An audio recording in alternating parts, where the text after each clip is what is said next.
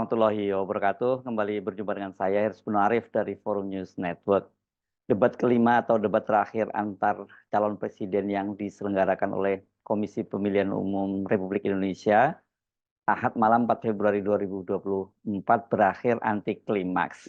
Tidak ada drama saling serang antar kandidat, nggak ada juga yang marah-marah. Itu kalau Anda berharap ada drama seperti pada debat pertama dan kedua ya.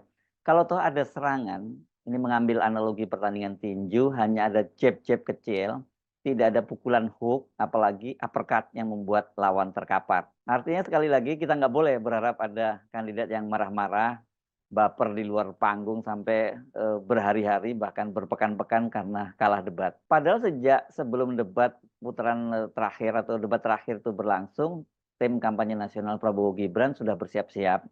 Prabowo itu akan kembali dikeroyok oleh Anies dan Ganjar.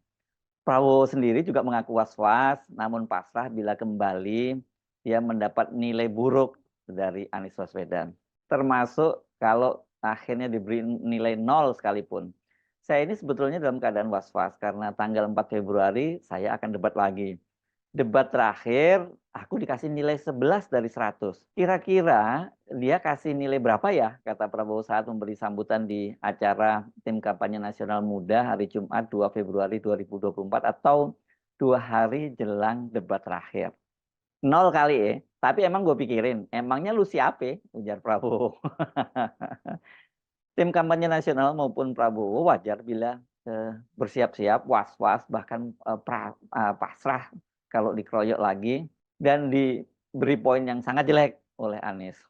Dalam 2 debat sebelumnya kan Prabowo memang babak belur lah, hancur-hancuran karena dikeroyok Anies dan Ganjar. Tapi tadi malam Anies yang biasanya selalu ngegas sejak awal itu tampil lebih manis. Ketika momen tanya jawab one on one yang biasanya jadi ajang pembantaian Prabowo, Anies juga menyampaikan secara datar kendati tetap substansial. Pak Prabowo yang saya hormati, gagasan yang Bapak bawa dan Bapak gaungkan adalah keberlanjutan. Pertanyaannya kemudian, apakah yang sekarang kurang dari pemerintah hari ini akan dilanjutkan? Asumsi saya tidak. Yang kurang tentu tidak dilanjutkan. Karena itu pertanyaan yang perlu dijawab adalah terkait dengan persoalan perempuan. Bagi kami persoalan perempuan ini sangat penting. Dan karena tadi tidak ditanyakan di dalam dialog tadi, maka saya merasa perlu untuk mengangkat tema ini untuk memberikan kepada kita yang nantinya berada di puncak kepemimpinan nasional, memberikan perhatian yang serius pada persoalan perempuan. Ini persoalan yang mendasar. Pertanyaannya Pak, bisakah Bapak jelaskan apa yang kurang dalam pemberdayaan dan perlindungan perempuan sekarang dan bagaimana mengubahnya? Terima kasih Pak. Baik, benar sekali ya, kita benar-benar melihat bahwa peranan perempuan sangat penting dalam kehidupan suatu bangsa, dan karena itu fokus saya adalah tadi ya membantu gizi makan untuk kaum ibu-ibu yang hamil. Kedua, fokus kepada pendidikan. Saya ingin membangun sekolah-sekolah unggul terpadu di tiap kabupaten, di mana kaum perempuan harus diberi suatu kesempatan yang sama dengan kaum laki-laki, dan ini sudah saya rintis di Universitas Pertahanan. Begitu pula halnya pada saat tanya jawab antara Ganjar dengan Prabowo. Ini juga kelihatan normatif, kendati substansinya, substansi pertanyaan tetap menyerang. Pak Prabowo, saya punya program internet gratis untuk sekolahan, untuk UMKM. Tapi ada yang menarik Pak, di Pontianak pada tanggal 20 Januari Bapak menyampaikan bahwa orang yang menginginkan internet gratis itu, maaf ini Pak, otaknya lambat. Padahal biasanya mereka otaknya cemerlang gitu. Di sisi lain, ketika Bapak menyampaikan itu, Cawapres Bapak bicara IoT, hilirisasi digital, dan banyak program yang sebenarnya berbau digital.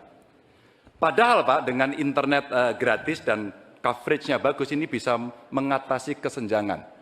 Data pendidikan, kesehatan, kemiskinan, hampir semuanya ada. Nah, ini dari BPS juga sudah menyampaikan Pak bahwa kondisi ketimpangan digital ini sangat tinggi di tempat kita. Pertanyaan saya kepada Pak Prabowo, setuju tidak Bapak untuk memperbaiki ketimpangan digital ini dan bagaimana caranya? Waktunya habis Bapak. Kami persilakan, sebentar Bapak, kami persilakan kepada calon presiden nomor urut 2 Bapak Prabowo Subianto untuk jawab pertanyaan dari Bapak Ganjar Pranowo. Durasinya 2 menit. Dimulai saat Bapak Mungkin tidak lengkap yang Bapak dengar ucapan saya.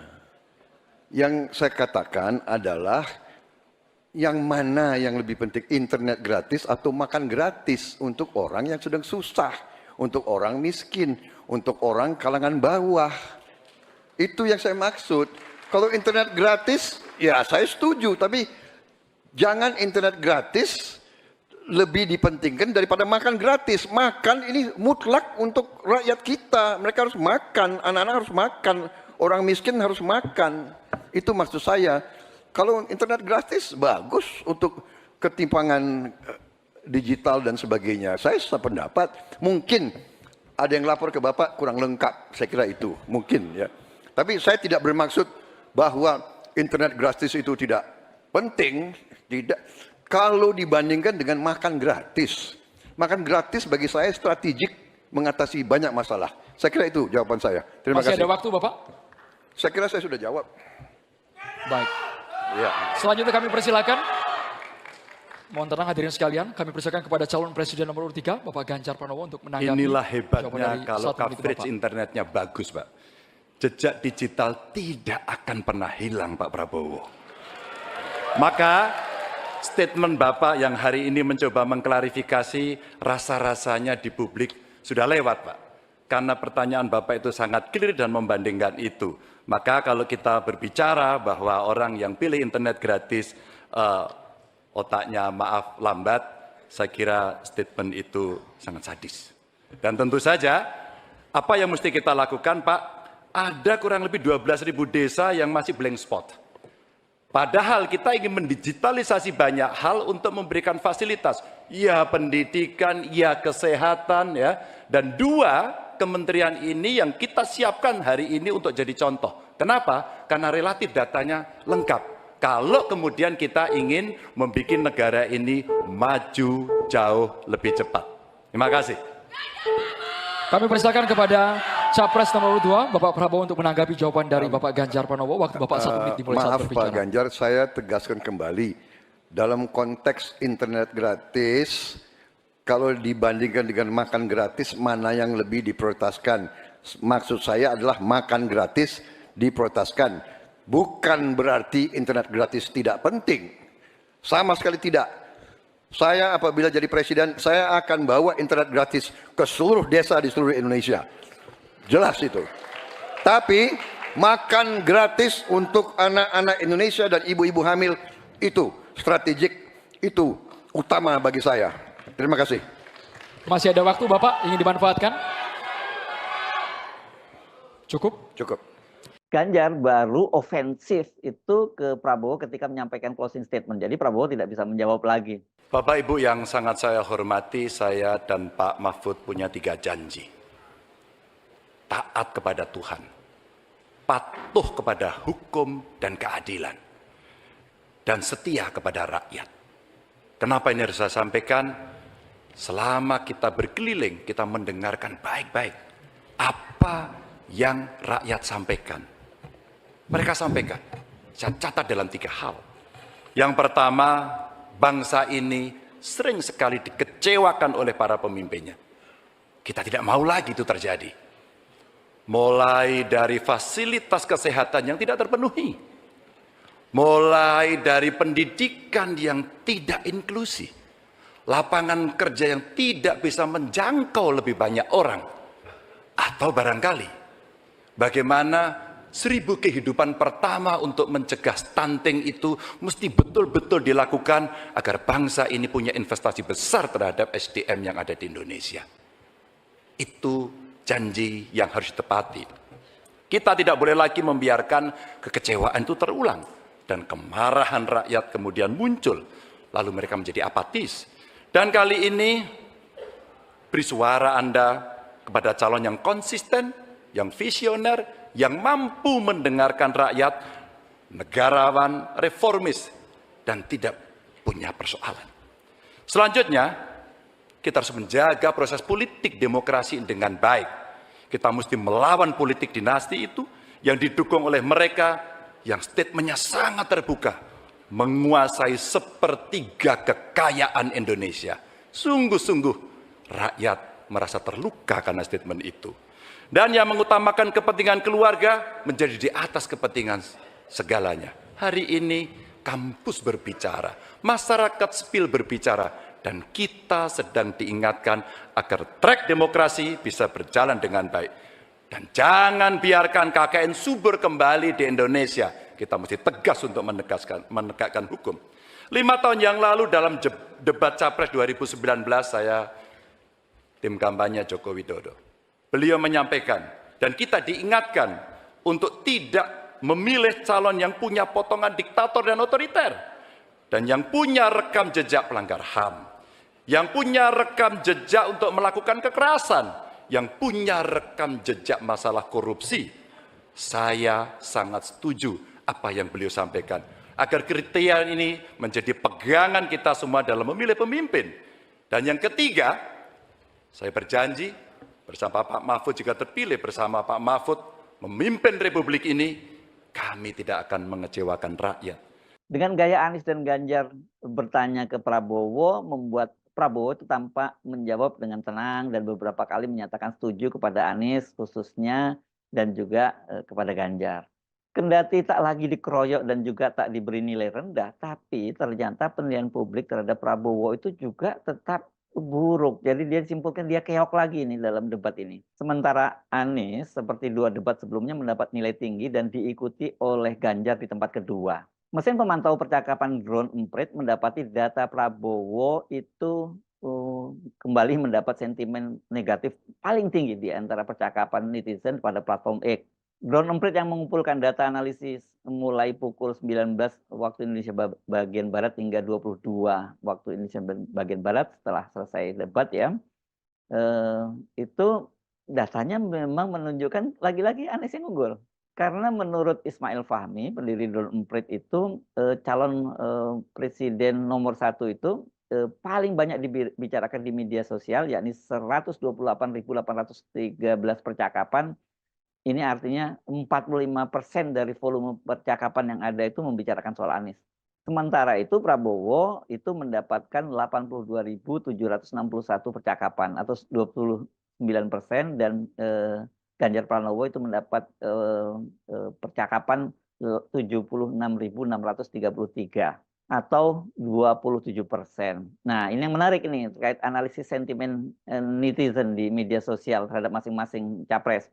Anies mendapatkan sentimen positif sebesar 86%, negatif 6%, dan netral 8%. Ini telak sekali angkanya. Mirip dengan Anies, Ganjar juga sebagian besar itu positif. Dia sampai 72%, negatifnya 14%, dan netralnya 14%. Oke juga ini ya. Di sisi lain, Prabowo itu mendapatkan sentimen negatif 48%, sentimen positif 43%, dan netral 9% maksud saya. Jadi ini hampir separuh lebih ini sentimennya negatif kepada Prabowo. Soal posisi Anies di Drone Emprit ini juga terlihat sangat konsisten. Itu bahkan sejak awal perdebatan. Tren percakapan terhadap Anies berdasarkan grafik Drone Emprit tampak konsisten jadi yang tertinggi dan terus menunjukkan peningkatan. Yakni 36 ribuan di awal debat, 40 ribuan di tengah debat, dan hingga memuncak 79 ribuan di akhir debat. Sejak awal debat hingga akhir periode analisis, volume percakapan tentang Anies pun selalu paling tinggi diikuti oleh Prabowo dan Ganjar. Itu Ismail Fahmi mencuitnya di akun Twitternya hari Senin tanggal 5 Februari hari ini ya. Salah satu bahasan di debat yang memicu sentimen positif adalah soal program Bansos Plus untuk rakyat yang diklaim bukan mewakili kepentingan pribadi. Memang Anies dalam beberapa kesempatan menyatakan dia tidak akan menghapuskan Bansos, tapi justru menjadikan Bansos Plus. Kan selama ini didengung-dengungkan oleh kubu paslon 2 kalau mereka tidak memilih Prabowo dan Gibran itu Bansosnya akan dihentikan. Ini membuat rakyat kecil yang biasa menerima bansos ketakutan ini. Keunggulan Anies dan jebloknya Prabowo juga terlihat dari hasil jajak pendapat Litbang Kompas. Dalam publikasinya hari ini, Kompas menampilkan hasil jajak pendapat dari 3 debat capres dan 2 debat cawapres. Dan Anies ini juga selalu unggul selama 3 kali debat. Ini saya bacakan dari penilaian capres cawapres yang dipublikasikan oleh Litbang Kompas ya.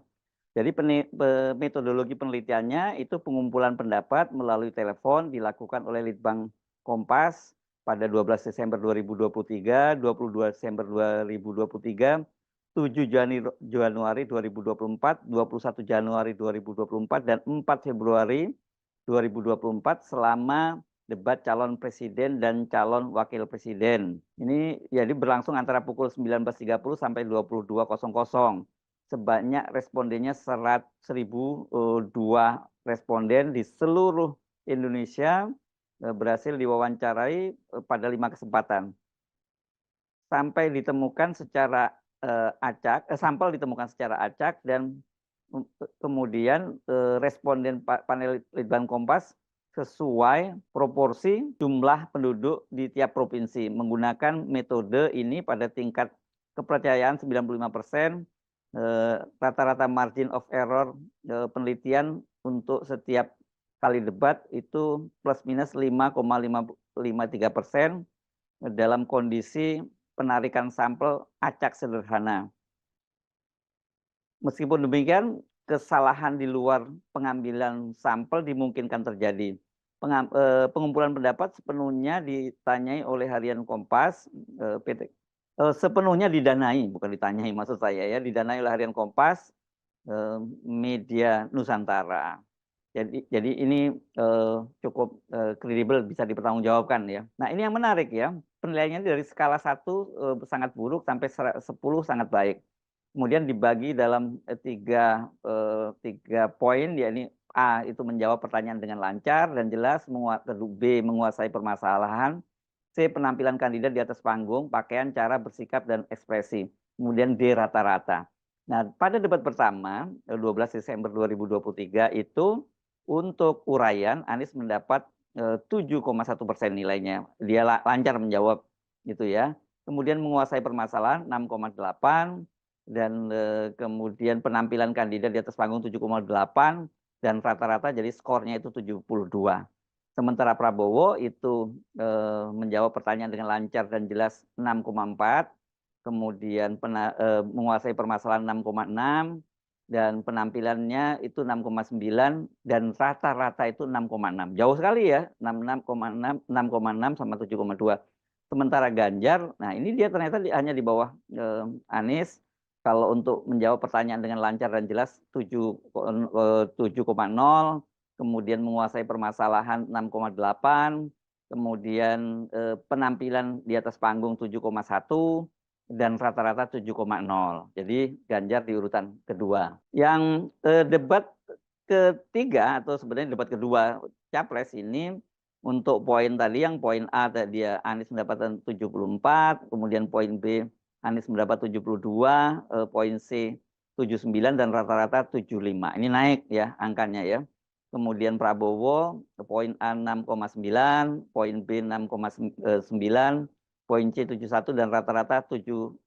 Ini juga meningkat ekspresif karena dari impresif dari 6,6 menjadi 7,0. Tapi tetap saja di bawah Anies. Sementara Ganjar, nah ini dia poinnya, skornya sama ini dengan Anies, rata-rata 7,5, tetapi penilaiannya beda-beda ya. Poin A dia dapat 7,4, menjawab dengan jelas, kemudian B penguasaan masalah 7,4, dan penampilan di panggung dia 7,8 tinggi, tapi nilainya 7,5. Nah, debat yang tadi malam ini yang menarik ya. Untuk menjawab pertanyaan dengan lancar, Anies itu mendapat nilai 7,5, kemudian menguasai permasalahan 7,4, dan penampilan di atas panggung ini 7,9. Rata-rata jadi 7,6. Jadi naik juga poinnya. Prabowo itu untuk menjawab secara jelas poinnya 7,0, kemudian penguasaan permasalahan 7,0, dan kemudian juga penampilan di atas panggung 7,4 dan rata-rata kemudian 7,1. Jadi Prabowo juga meningkat ya, tapi memang tadi malam karena memang kelihatan Prabowo lebih tenang karena tidak diserang. Nah Ganjar itu rata-ratanya 7,3 ya, dan dia menjawab secara jelas 7,3, menguasai masalah 7,4, penampilan di atas panggung 7,4. Jadi tetap saja di sini yang peringkat pertama kalau menurut Jak-Jak Litbang Kompas ini, Anies di peringkat pertama, Ganjar di peringkat kedua, dan Prabowo di peringkat ketiga. Saya mesti ingatkan ya metode kalau metode pemantauan drone emprit itu kan itu berbeda dengan jajak pendapat. Kalau jajak pendapat itu sebenarnya dia seperti survei juga ya. Jadi tentu saja tingkat akurasinya lebih mendekati survei. Sementara ya survei karena sebenarnya juga gitu ya. Sementara kalau tadi pemantauan percakapan itu siapa saja yang menyampaikan percakapan dan kemudian direkap gitu ya. Jadi kalau kita lihat tadi berdasarkan dari jajak pendapat dari Bank Kompas, memang Prabowo walaupun tadi malam tidak dikeroyok itu dia tetap juga keok gitu berhadapan dengan dua orang lawan lainnya ya. Dan ini responden ya yang memberikan penilaian. Sementara kalau berdasarkan pemantauan drone emprit itu ya keunggulan Anies ini sebenarnya bukan hanya pada debat tapi sejak pradebat. Anies adalah capres paling populer di platform X, diikuti oleh Prabowo, baru kemudian Ganjar. Anies juga mendapat sentimen positif tertinggi. Sebaliknya kalau Prabowo walau mendapat mention kedua terbanyak, namun sentimen positifnya kalah dibandingkan Ganjar Pranowo. Jadi populer tapi dikenal secara negatif. Sementara di platform Instagram, Anies lagi-lagi juga menguasainya itu bersama dengan Prabowo dan baru Ganjar gitu ya. Nah kalau kita lihat Pilpres itu hanya dilihat dari sisi debat, maka dapat dipastikan Anies yang akan memenangkan Pilpres. Bahkan bisa satu putaran kalau angka-angka tadi ya, angka-angka jajak pendapat maupun angka sentimen negatif dan positif di medsos. Tapi kemenangan di Pilpres kan tidak semata bisa dilihat dari kemenangan di debat dan kemudian sentimen positif atau negatifnya di media sosial. Tapi yang tadi yang sedikit mendekati gambaran adalah jajak pendapat karena metodenya sama dengan survei namun melalui telepon. Tapi itu soal debat. Selain itu faktor yang bisa mengubah perolehan suara kan yang berat ini adalah faktor kecurangan yang dilakukan oleh rezim penguasa. Saat ini saya kira hanya itu modal utama mereka. Bila melihat sentimen negatif dari publik yang tercermin dari jajak pendapat maupun dari percakapan di media sosial. Jadi kalau metode dari kecurangan dari penguasa ini yang terlihat sekarang sangat jelas adalah dengan cara membujuk dan menakut-nakuti. Membujuk misalnya melalui bansos, kemudian tapi di situ juga disertai menakut-nakuti karena kalau tidak memilih Prabowo Gibran, bansos tidak akan dibagikan lagi. Itu bohong 100%. Ya, nggak ada itu namanya bansos, itu kan sebenarnya dimulai dari Pak SBY. Dan Anies juga sudah menjanjikan akan nambahnya jadi bansos plus. Begitu juga Ganjar mengatakan hal yang sama ya. Sementara menakut-nakuti, ini banyak sekali laporan-laporan berupa ancaman dan tekanan terutama kepada para kepala daerah mulai dari gubernur, bupati, wali kota, lurah, bahkan sampai RT dan RW. Ini kan banyak sekali beritanya di kepala daerah itu yang tiba-tiba kemudian berubah mendukung paslon 02 setelah dipanggil oleh KPK misalnya. Kasusnya banyak ini yang di Jawa Timur. Jadi nggak ada kata lain, kecurangan rezim ini harus dilawan bila ingin Indonesia demokratis dan kita berubah menjadi lebih baik. Saya Ersbun Arif dari Forum News Network. Sampai jumpa lagi. Wassalamualaikum warahmatullahi wabarakatuh.